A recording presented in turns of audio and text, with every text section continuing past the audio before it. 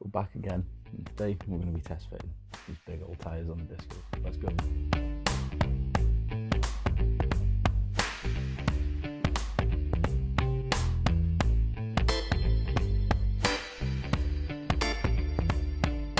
If you can pick it up on camera, but the centre of the tread is definitely a lot taller than either edge. You've got the inside edge here, the centre portion with these main staggered lugs, and the outer shoulder there, but it's definitely higher in the middle. So I might have to have a look into the tracking on this. It does, well, it drives like a Land Rover, so I've never looked into it, but it's a good excuse for some heavy duty steering bars.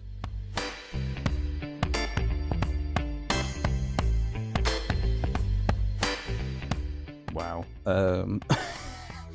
don't know if this is coming across on the camera, but the size difference of these, just the girth down the side, man, it's just hanging out. Like, definitely going to have some clearance issues with the up travel. I can see it being an issue, obviously rear of the tyre, potentially forward of the tyre against the bumper here. Yeah, we're going to have to, I reckon we might have to take it right along that body line, just follow that down. But because we got it sat in the axle stance, this is actually where it's going to be ride height relative to the rest of the body. So I think that body lift, so adding that extra inch onto the 2-inch suspension lift that was already on it, it's been a godsend really, just to get it away from everything. But yeah, I mean, you can see there, that edge is coming straight up into here, isn't it? And the up travel. I have to get chopping along here, I reckon, all the way around, and potentially, I think I'm probably just going to have a look at getting some potentially those overhatches because of that there. Yeah, I'm going to keep my eye out for some over fenders. Not sure I'm going to be in a mad rush for them, so I'm going to see what pops up online. But yeah, it's silly expensive at the moment, really fenders. I knew this was going to happen as soon as I turned the wheel. I just bumped it over to full lock there, and it's just eaten into that radius arm. The way the steering system works on these Vandies is you've got, you can see it there's like a bump stop, right there, and then that meets well, in this instance I put small plates on them just to try and catch them, but it looks like I'm going to end up needing some bigger bolts, which I can find. They'll be dead easy. They're M12 off the top of my head. And I think I might try and beef up this plate as well, because it's already bent them on the smaller tyres, just from going lock to lock off-roading and stuff. But I mean, oh God, I think for turning, I think on the front edge this might be good. Like, nowhere near the brake lines. Nothing in here so far. It's just where it goes from up inside here, really. It's going to be stuff like the front edge of this. There's a hatch box here. Might need to be adjusted slightly. As she comes up, that shouldn't be too bad, but I can see we're just beating it into shape. For now, because I've got a trip to South Wales at the end of the month. And it's the 6th of November currently, and we'll be there on the 24th, I can't remember. I got a big trip at the end of that week, so I need to get chopping by the looks of things.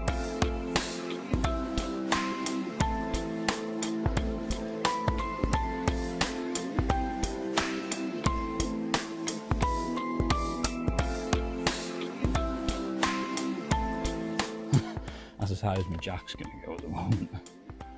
You see, we probably only got it a good,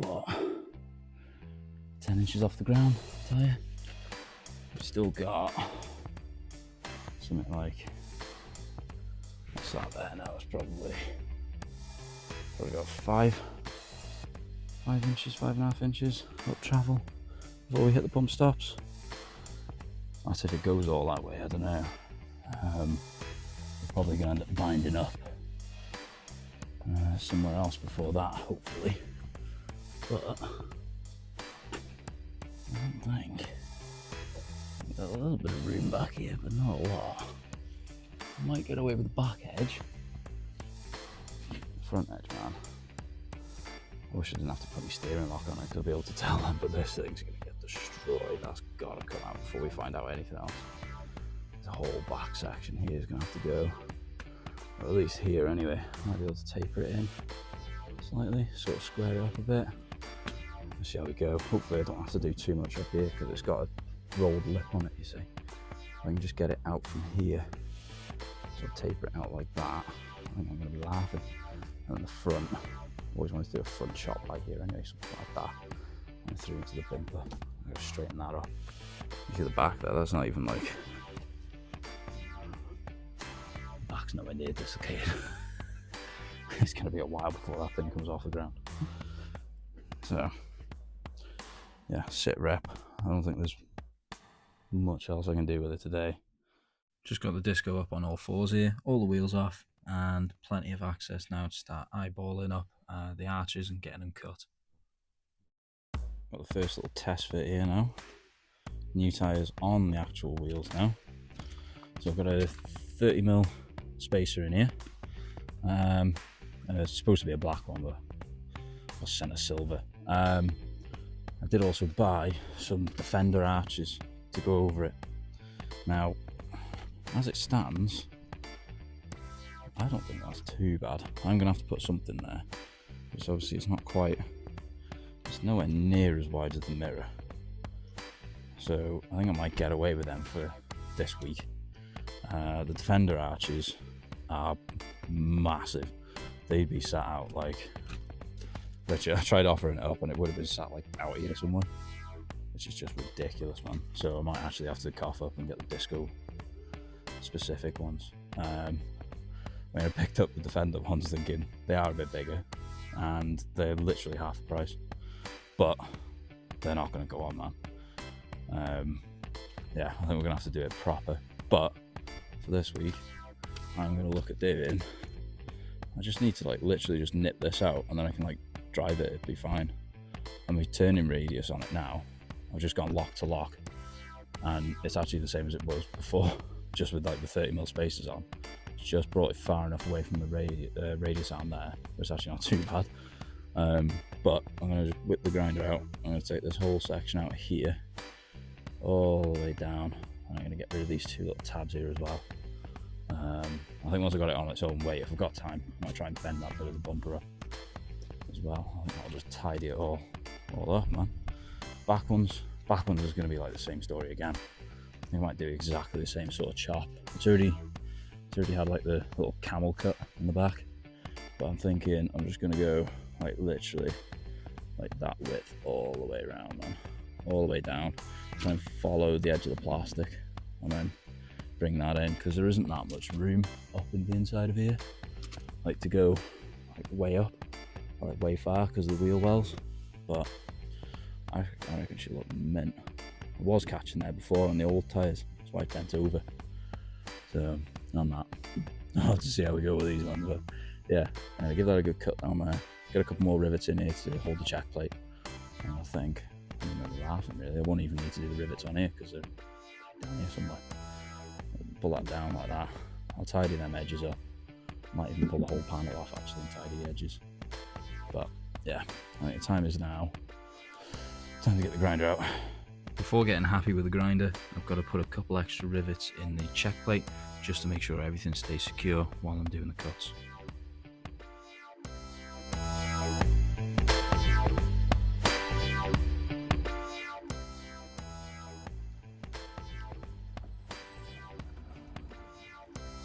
So we've already established I'm not an expert, but I can be handy on the tools when I need to be. What I'm doing here is I'm just tracing around the offcuts from the driver's side, where I've sort of experimented with the cutting lines, got them all chopped up nice where I want them, and taking the offcuts onto the passenger side and just tracing around them to try and make sure that they match between the left and the right side, and then going through with the grinder on the 2mm cutting disc and just bit by bit getting them chopped out.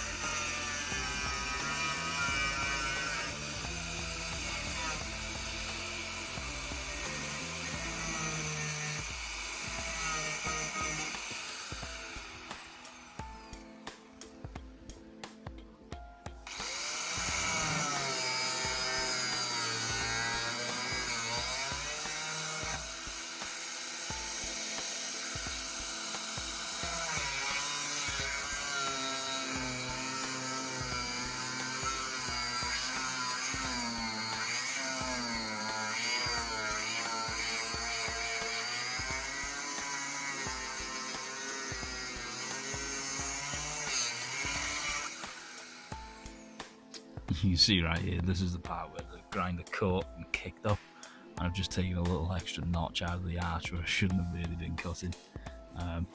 Bit gutted about this one, but it's not too bad. Yeah, one of those days.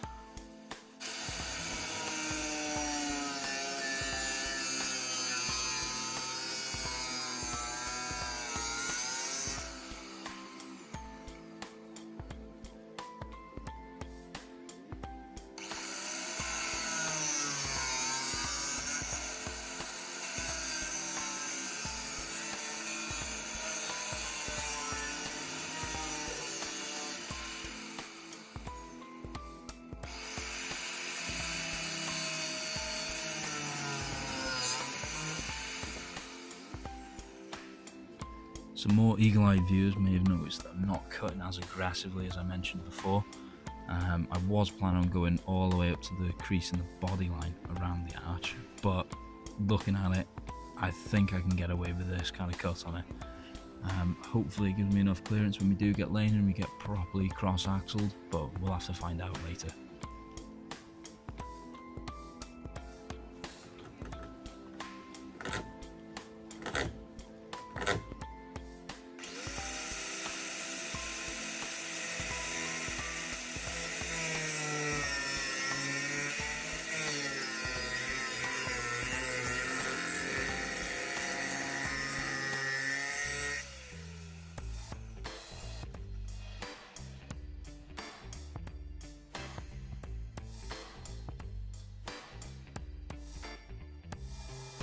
Right up until this point, the safety glasses and the safety squints were doing the job, but the wind had picked up and I was just getting covered in the aluminium dust from cutting this. So I've ended up having to swap over to the moto gogs just to make sure my eyes can actually see what I'm cutting.